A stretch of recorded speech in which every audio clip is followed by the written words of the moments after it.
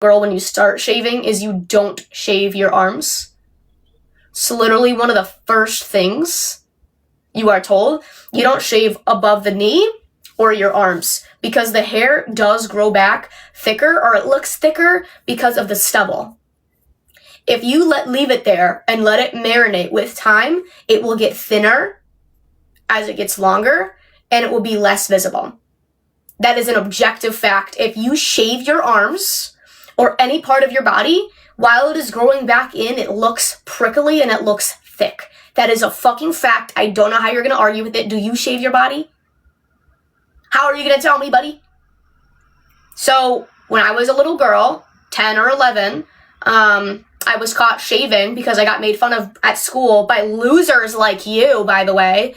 And my mom was like, you don't fucking shave your arms. You don't do that. And I was like, why? And then her and my grandmother sat me down and told me why we don't do that.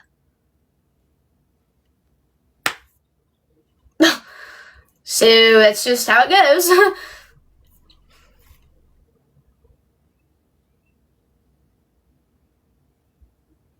How did you meet your boyfriend? It's actually really funny.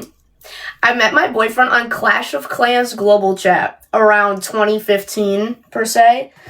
We were very young. We were just friends. We played video games together, Minecraft, Clash of Clans, obviously. He was co-leader in my clan back in the day. I was the leader because I'm always the leader. I got control issues. And we just kept in touch and hopped on the game together over the years.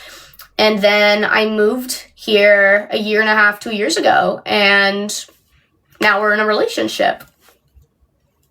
But yeah, very appreciative of him. Are you still? Yes, I am. It's not typically something that just goes away. Yeah, we were friends for a very long time. We know a lot about each other, and that's kind of what I like about having a strong foundation of a friendship before you date somebody. I feel like I don't have to re-explain or justify myself. He was there while I grew up and kind of witnessed me grow up. Like, he was there with me, you know, to see, like, what my home life was like, you know, who I am, what my experiences were like, and vice versa. So we have very good understandings of the walks of life that one another come from. Helps us be very patient with one another, and I don't know, I don't really like to re-explain myself that much to new people. Isn't asexual you're not attracted to any gender? No, it's not. So, aromantic and asexual. Asexual refers to experiencing an absence or a slight sexual attraction toward people, whereas aromantic refers to not having any romantic attraction. So people who are aromantic typically are not going to want to date. And people who are asexual are typically not going to want to have sex. You can be asexual and not aromantic, meaning you could date people and just not want to have sex with them. Or you can, you know, be sexually active but not want to date people. So it's a spectrum. These things are all subjective and retrospective to each individual person. Me personally, I guess I would consider myself to be on the demi side of the asexual spectrum. I've never had sex, never really wanted to. If I want my own biological children in the future, which I believe I do, yeah, it's something I would do to procreate. I would like to have kids. Probably, I don't know, give me at least 5 years, man. Jeez. Depends on a lot of things, you know, financial stability, etc., etc. But it's not something I've ever cared about. IVF, very expensive. I think I would rather just do it myself at that point. But it's all scary. What? What's confusing?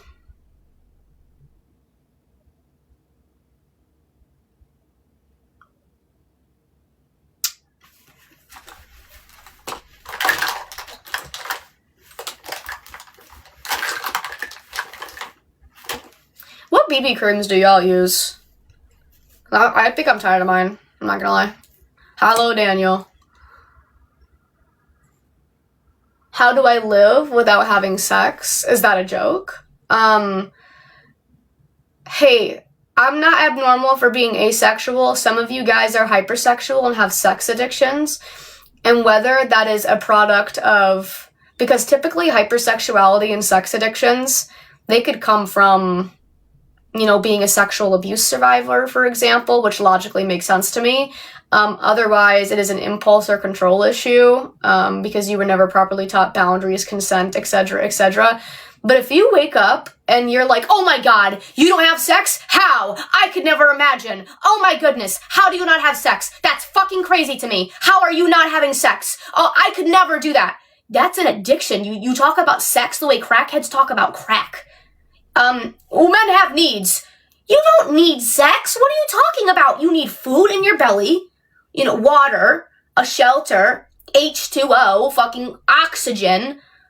You don't need to have sex. Are you gonna actually die? I don't care if it's natural. You're not gonna die without it. You're not gonna die. Do you think you're gonna die? Is there really a Christian who's supposed to be abstinent in my chat right now asking me what my boyfriend does? What would you accept as an answer? What if I said he prays? Okay, my boyfriend's not religious, but if he were to say he's not, you know, having sex or waiting for marriage, or he's abstinent because it's God's plan and God's path, you would respect that. But if it's any other reason, you suddenly don't respect it. So I don't understand that at all. Like, help me get it. Is abstinence or celibacy or abstaining from sex only respectable when the person's religious? Otherwise, you just judge them and look at them like a cretin? I feel sorry for him. I asked you a fucking question, shit for brains. What about the human race? They're not gonna go extinct because I'm asexual. Buddy, you're bi and LGBTQ. Yeah. Bi, romantic, asexual. I just think it's funny because it's a paradox. The same men in my chat who are like, what does your boyfriend do? That's not fair. Withholding intimacy from sex, from men is abuse because men need sex, and how dare you, and you better let him watch this and link up with other girls, and you better do at least this. Do you at least do oral? Do you da-da-da-da-da? What? Those same men that are freaking out that I don't have sex and have never wanted to are the same men that would be calling me a harlot, hussy, Jezebel, hoe, whore, thought, slut, bop, treesh, 304, easy, spent, used up, ran through, passed around, floozy, sleazeball, town bicycle, hooker, prostitute, trollop, tramp, scarlet, scorn woman, lot lizard. The same fucking men that are in here that are like, how dare you not have sex? You owe him. Men are indebted to you. You know, you are indebted to men. You have to have sex with them. You owe them. You owe them. The same men in here would be so fucking mad if I was having sex with my boyfriend of a year and a half. You would be. And I know you would be. So don't sit here and be up in arms that I'm asexual and I was born like this. Like, literally, the first time I was ever exposed to adult content, I was probably very young. Like, I had an iPad at a very young age. My mom thought it was different because they didn't have minutes or whatever, but honey, it was room when you bought it. It's not an Obama phone, you know, I can get around. And I think I was probably 9, and I went, oh hell, I said, I'm never doing that. I'm going to be 22 this year, and I was right. I have never desired to do it. That's my life. That's my prerogative. It looks medical, painful, biological, procreation, pap smear, internal pelvic ultrasound, putting in a tampon. To me, when I think of sex, I think of like, oh, like maybe they're trying to get pregnant. And like, obviously that's not the case for everyone. I don't fucking care. Some people do it for pleasure. For me though, I don't want to. Like, if I think of having sex, I think, yeah, maybe one day I'll start a family.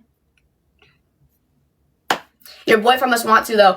Why does that override my consent or my boundaries? My needs? Why does somebody's want to have sex override my need to not consenting? That's my choice, dude. So if I don't want to have sex, but somebody else does, I should just lay there and take it like it's a chore? Incorrect. I will not fucking do that. And I would never pursue somebody that's like, you need to put out or I'm leaving. I'd be like, bye. Hasta la vista. Like, it's not happening then. It's that simple. You have a boyfriend? Yep. And I don't have sex. How crazy is that? People wait for marriage. People wait 5 years to have sex. and people are up in arms that I'm asexual. I've been with him for what, a year and 4 months, 5 months? Oh my god, well, if we were having sex, I'd be a whore for not waiting until marriage, right? Again, the same men complaining right now that men have needs and withholding intimacy is abuse and he must be so exhausted, how dare I withhold such a thing from him, are the same men that would be calling me a hoe, whore, slut, bop, thought, skank, floozy, easy, spent, worn up, passed around, used up, trollop, skank. Literally, it's a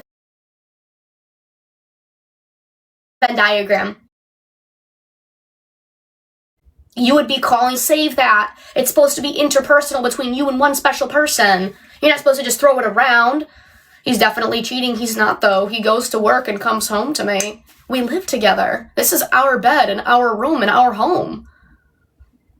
If you can even believe it. I mean, my boyfriend and I were friends for like 10 years before we started dating. We were very, very close. And the only reason I want to say we didn't, I mean,